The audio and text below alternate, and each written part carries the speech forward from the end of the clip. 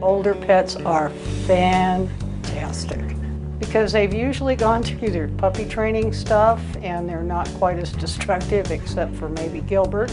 They're just a lot easier to deal with. You don't have to work with them as much as you would a puppy or a younger dog. My name is Judy Kirkendall. I'm here with my little buddy Gilbert, who's 18 and a half years old, and I adopted him in 2002. He's very outgoing, very busy, and he loves people, loves cats, loves other dogs. He's just an all-around nutcase. I've volunteered since the middle 90s, and I like working with the dogs and with the cats. I help train some of the dogs too, and some of the cats.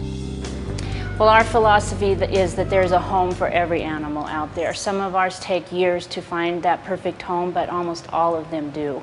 So that's why we're a no-kill shelter. The Humane Society has been in Casper since about 1956, and we've had our new shelter up since 10 years now. And our mission is to bring in animals, give them a good home until we can find homes for them. We have a capacity of about 150 maximum cats and dogs. A lot of times we're over that capacity. We average about 300 dogs a year and cats that are adopted.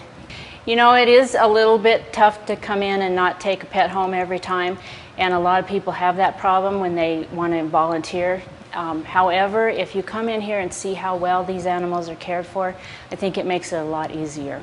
Most of our cats live in what we call colony rooms.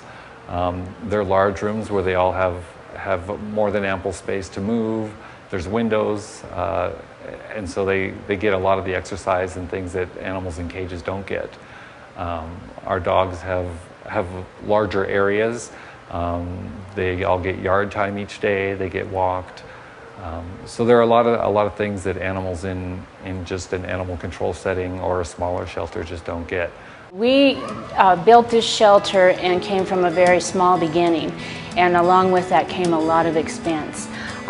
We need to have money coming in, since we are donation-based, just to run the shelter, take care of the animals, and pay the employees. It costs us about $25,000 to $30,000 a month to keep this up and running, and that pays for the care of the animals. All of them are spayed or neutered before they go out, and their shots.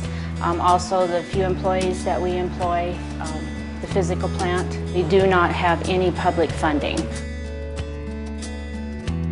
My name is Gail Irwin, and this little guy here is Cody, who we adopted from the Casper Humane Society 4.5 years ago.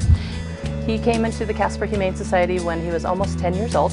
He was used as a stud dog at a puppy mill breeding facility, and somebody rescued him from there, and he didn't, well actually their dogs did not get along with Cody because he was still intact and everything, so they took him to the Casper Humane Society. But because he was almost 10 years old, we knew his chances of being adopted were pretty slim, and it was almost my birthday, so I said, happy birthday to me, Cody, you're coming home with us. And he's been a great friend ever since. And we have a cabin up on Casper Mountain, and he loves going there. In fact, we have a book called Cody's Cabin, and I support the Humane Society whenever I can through different things that I do, like writing and collecting aluminum cans. For me, even though it's a little bit bittersweet, it's always nice when an animal finds a home, because I know that they're going to get the time and attention that I wish that I could give a pet of my own.